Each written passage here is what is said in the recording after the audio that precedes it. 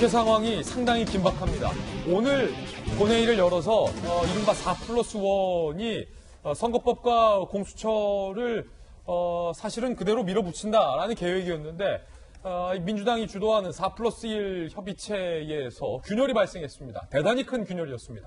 주말 동안 한국당보다도 오히려 정의당 등이 민주당을 향해서 규탄하는 집회까지, 농성까지 국회에 열 정도였습니다. 도대체 이들에게 무슨 일이 생긴 걸까요? 자, 패스트 트랙의 운명은 어떻게 될까요? 한국당은 주말 동안 뭐 했을까요? 이 이야기들 다 싹 다 전해드리겠습니다. 먼저 민주당과 한국당 사이에 흐르고 있는 정말로 그 긴장감. 뭔가 한판 전쟁이라도 벌일 것 같은 그 긴장감. 목소리를 들어보시죠. 공안 정치를 연상케 하는 황의 독재라는 구시대 정치가 우리 국회를 파탄내고 있습니다. 자유한국당은 대화와 타협의 정치에 사실상 사망 선고를 내렸습니다. 기다릴 만큼 기다렸습니다. 이제 자고 우면하지 않고 전력 질주할 시간입니다. 이 공수처법은 공직 비리 수사처가 아니고 제가 볼 때는 청와대 비리 수사처로 바꿔야 됩니다. 문재인 비리 수사처로 바꿔야 됩니다. 공수처는 신문 게시사포예요. 우리는 죽기를 각오할 겁니다. 정말 우리가 이 끝까지 발본 세골할 때까지 투쟁해 나갑시다, 여러분. 자, 민주당에서는 전력 질주하겠다.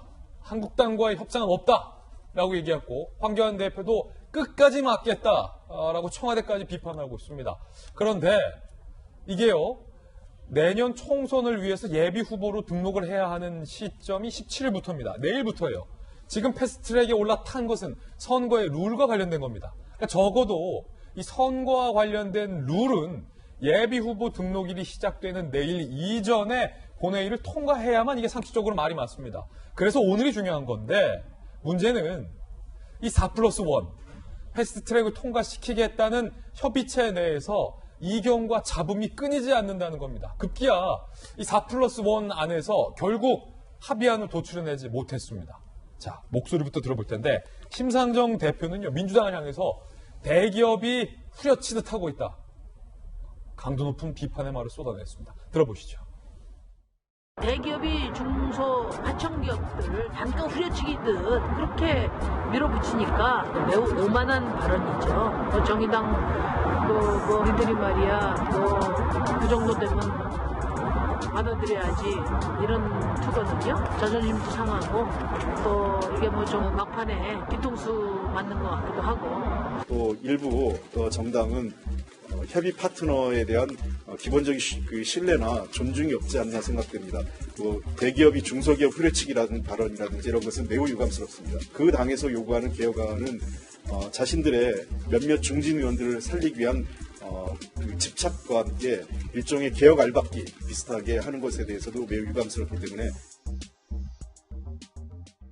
살벌한 표현들 많이 나왔습니다. 대기업이 후려치듯 한다. 그리고 민주당이 이거 듣고 발끈해서 중진 알박기 하고 있냐, 이런 표현까지 했습니다. 급기야 민주당은 더 이상 정의당과의 협상은 없다.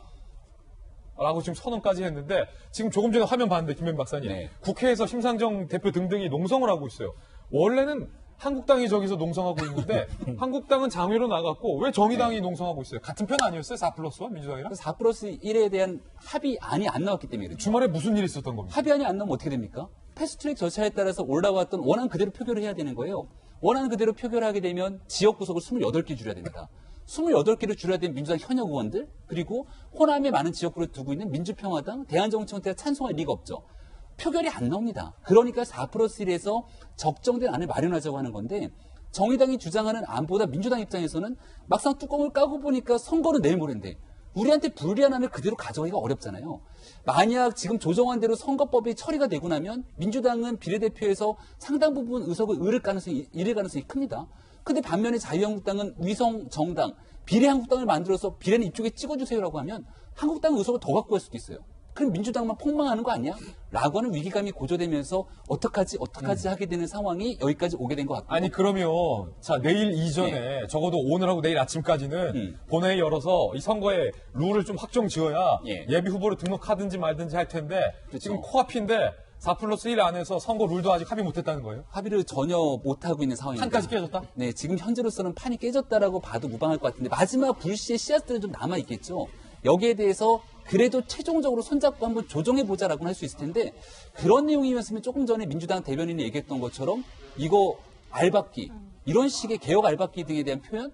몇몇 중진 의원들을 살리려고 하는 거냐? 야 정의당 니네 알박기 하는 거냐? 이런 식의 표현은 협의를 해나가는 당사자로서 사실 굉장히 있을 수 없는 표현이라고 보고요. 정의당 입장에서도 사태가 심상치 않다라고 보니까 심상정 대표가 저렇게까지 강한 어조의 말을 쏟아내고 있는 상황이어서 농성까지 했어요? 지금은 한국당에 대한 여러 가지 내용들을 차치하고서라도 이 중간에 있는 이견들을 하나로 모아내기는 매우 어려운 그런 지점에 도달한 것 같다는 생각이 듭니다. 아니 4+1에서 지금 합의가 안 되고 결국에는 틀어졌다. 네. 그럼 시간이 없는데 김명주 의원님 오늘 본회의 열어서 이거 패스트트랙 상정할 수 있습니까? 합의도 안 됐는데? 합의가 안 됐는데 상정하기 쉽지 않겠죠. 예. 그러니까 실제로 그러면 합의가 안 되면 원안을 올려야 되는데 원안을 민주당 의원들이 받을 수가 없는 것이고 이제 그런 의미에서 솔직하게 얘기하면 패스트트랙이 시작됐을 때 민주당이 자유한국당에 대해서 대안은 열려있다. 개문 발자하지만 그렇게 논의됐으면 어차피 이런 사안을 한 번은 민주당이 거쳐야 돼요. 정의당과의 어떤 격한 어떤 대립선이 있어야 될 수밖에 없는데 왜냐하면 원안 그대로 실제로 민주당이 받을 수 없는 안을 상정해 놓고 갔기 때문에 네. 그것은 자유한국당과 함께 일정한 조정이 가능할 거라는 기대였는데 그 트랙에서 자유한국당이 뛰어내림으로써 민주당 혼자서 이것을 가져가기는 벅찬 거예요. 그렇기 때문에 실제로 마지막 압박은 부결되면 어떻게 할 거냐라고 하는 부분이고 이 부분에서 이제 민주당의 고민은 공수처가 붕 뜨게 되는 거죠. 공수처도 못하게 되죠. 왜냐하면 선거법 밟고 네. 대신에 공수처 통과해 주기로 뭔가 무언의 네. 주고받기가 있었는데 네. 이제 그렇게 되면 시간이 갈수록 사실은 전체의 대통령과 국정의 구도보다는 총선이 앞달수록 지역구 국회의원들의 이익이 더 우선할 수밖에 없는 상태고 지금 공수처법도 어떻게 될지 미리 가늠할 수 없는 지경에 와 있다라고 하는 거고 실제적으로 민주당과 자유한국당은 현행 그대로 가는 것이 더 낫다고 그 얘기할지도 모르겠어요. 예. 자, 선거법, 공수처 둘 다 불발될 가능성도 있다라는 얘기도 지금 나오고 있는데 자, 그러면 이인영 원내대표가 더 이상 4+1과는 선거법 조정 안 한다라고 선언한 이유가 뭘까요? 함께 보시죠.